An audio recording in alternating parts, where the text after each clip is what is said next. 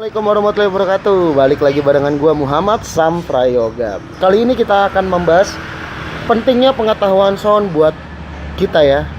Kita terutama buat gue sebagai musisi pemula. Jadi gini. Pentingnya pengetahuan sound itu sangat penting, guys. Jadi gini. Kebanyakan musisi-musisi pemula seperti gua itu kita kebanyakan kalau gitaris pakai efek, pakai preamp, dan efek tuh ada yang analog, ada yang digital. Kalau yang digital nggak ribet lah ya.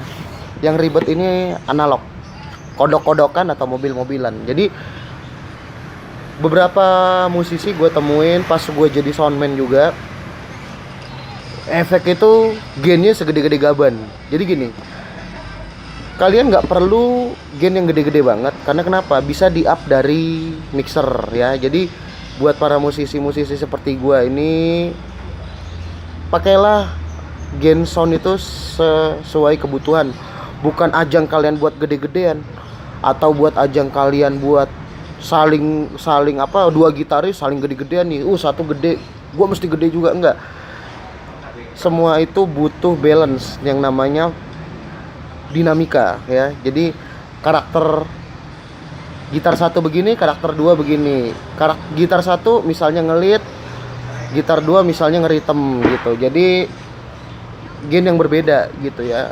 Ketika leadnya naik, gitarnya leadnya naik, itu gainnya otomatis naik sedikit. Ketika ngeritem, dia akan balance gitu. Jadi harus pentingnya pengetahuan tentang sound, dimana frekuensi middle, high, dan low. Kebanyakan juga gue pernah waktu itu ngeband sama satu gitaris, efeknya gede banget.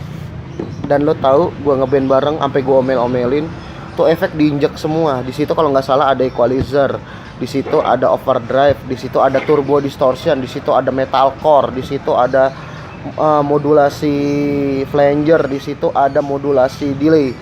Dan lo tahu guys, entah dia ngerti apa kagak, itu diinjak semua. Dan lo tahu soundnya hancur amburadul, dan gue ngomel. Karena kenapa? Yang gak enak didengar gitu loh. Pakailah modulasi atau sound sesuai dengan karakter lo, atau sesuai dengan kebutuhan musik. Misalnya lo suka musik metal, gunakanlah sound metal yang baik dan benar, yang nyaman di kuping. Gue nonton konser-konser metal, walaupun dia mainnya apa, soundnya over distortion gitu ya, tapi enak. Jadi itu pentingnya untuk gitaris ya, terutama para pemain lead yang arogan ya. Yang pengen soundnya selalu terdepan. Kasihan soundman-nya bro. Jadi gini, di dalam mixer itu ada namanya istilah ngepick itu atau overgain. Jadi ketika di efek kalian terlalu besar gainnya, maka di equalizer dia akan ngepick, akan over, maka akan dikecilin dari mixer. Kalian gak usah gede-gede. Kalau misalnya standar gain itu atau volume dari efek kalian itu cukup jarum 10 lah ya. Cukup diarahkan ke angka jarum 10 atau jarum 9 gitu. Nah, nanti akan dibesarkan dari mixer.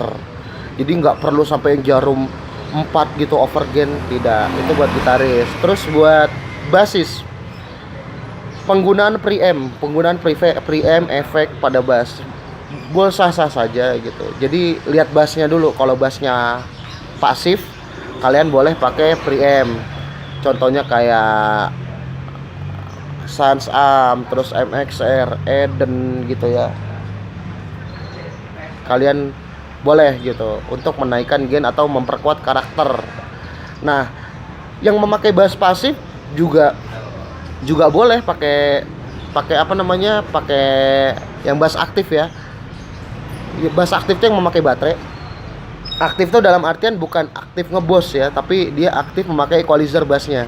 Biasanya dia ada pickup balancer, ada frekuensi mid, high, low, tri-band. Tri-band itu low, mid, high. Kalau 2 band itu dia cuma low sama high tuh. Kalian boleh pakai preamp atau efek, karena kenapa? Bisa memperkuat karakter bass kalian juga, tapi disesuaikan juga dari gain bass kalian.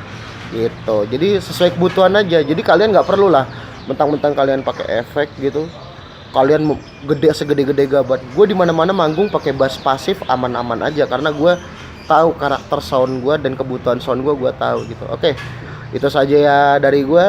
Assalamualaikum warahmatullahi, salam slap, salam musik selalu, sukses buat kita semua.